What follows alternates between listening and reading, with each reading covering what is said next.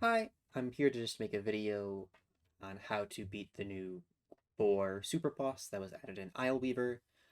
A lot of builds I've been seeing have sort of made it a little harder than it needs to be, just due to tradition and prior bias. I'm mostly going to be focusing on the Warframe section of the build, explaining all those parts. Now, you may look at this and you might be confused.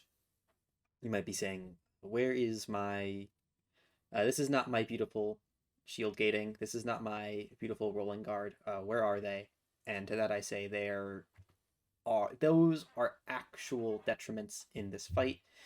You will be playing around them and making it way harder on yourself than it needs to be, especially for all of the Accolade frames.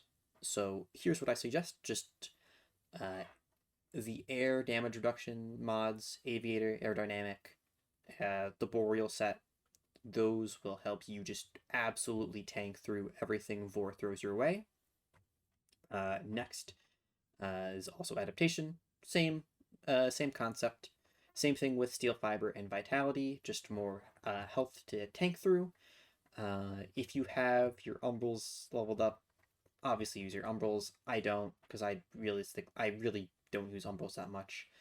Next is Fast Deflection, just because even though you're not using a Brief Respite or Augur mods, having your shields up more often is just very nice. Lets you survive a lot. Lastly, we have Aero Vantage. This is to make sure you could just avoid staying on the ground as much as possible and have a maximum amount of control while you're in the air. In the second phase, the ground really is your enemy just because it's going to make you take constant damage. That's going to make it so you can't recharge your shields. So being able to just be in the air, getting that huge amount of damage resist, and also not taking that damage is amazing. Lastly, Arcane Nullifier. Excuse me. There's magnetic procs in this fight, so you just put on Arcane Nullifier. Realistically, it's just the best thing you could put on. This arcane slot up here, slot in whatever you want. If you feel like your damage is lacking, put on a damage arcane. If you feel like your tankiness is lacking, put on a tanky arcane. Now, my other suggestion, which is going to come as a little bit of a shock as well, is in regards to your Archon shards. Now, I don't have any on here because I'm playing Citrine, and she gets this passively, but health regen. If you get health regen, it will make the fight way easier. I want to say around 10, so you probably just want to put two blue or Azure Archon shards on. You could survive with one, but it's just gonna make your life a little harder, make you have to wait around a little longer.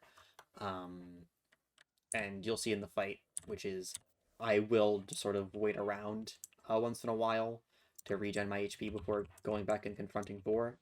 Especially in the second phase, where you have that whole turret segment.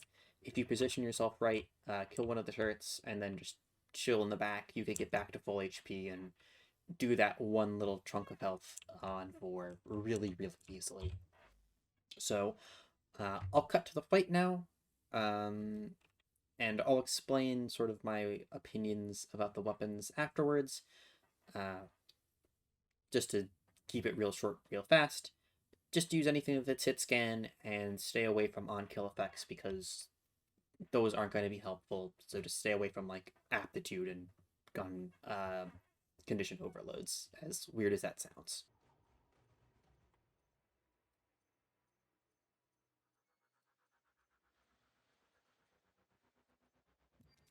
Just wanted to put here that the code is the same every single time, so you don't have to go through the trouble of finding it.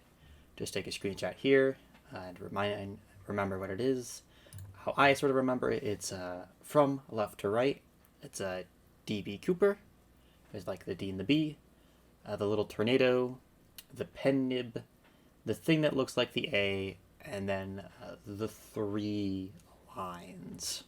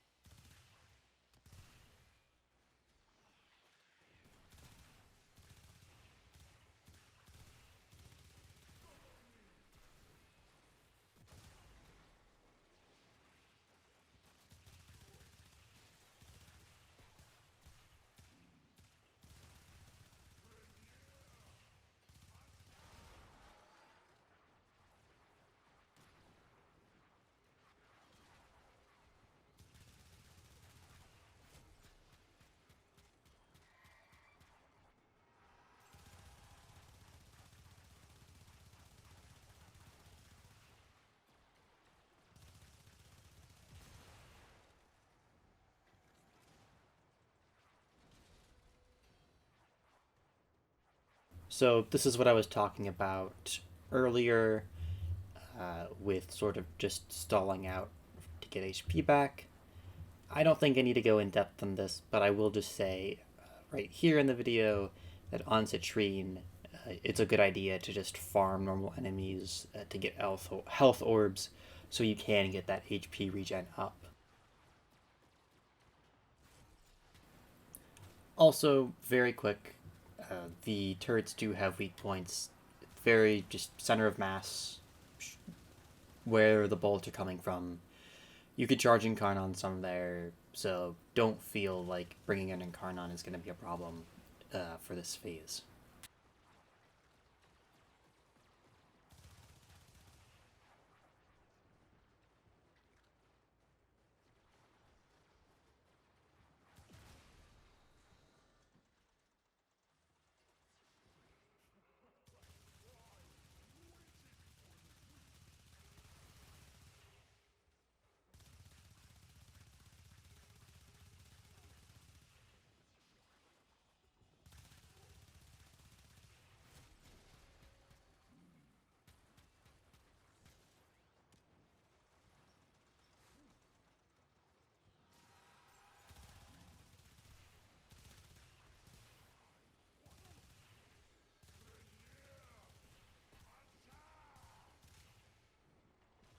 As you see, the fight was pretty easy. I made a lot of mistakes, and they really didn't matter. Even falling down into the water, as long as you jump up as soon as you can, you're not going to be punished, at least too heavily. If you get whittled down a little bit, just go away from them and hide. Very, very simple. Hopefully, this makes getting your accolades a bit easier, because I know for sure that it was getting really annoying for me, even just getting one until I started using this build, and I got it like second try. As I stated before, I'm going to show off the weapon and build I used. This is just my sort of bog standard dual tox assist build. As you see, I don't even have every mod maxed out. You really don't need to be a perfectionist when it comes to this fight.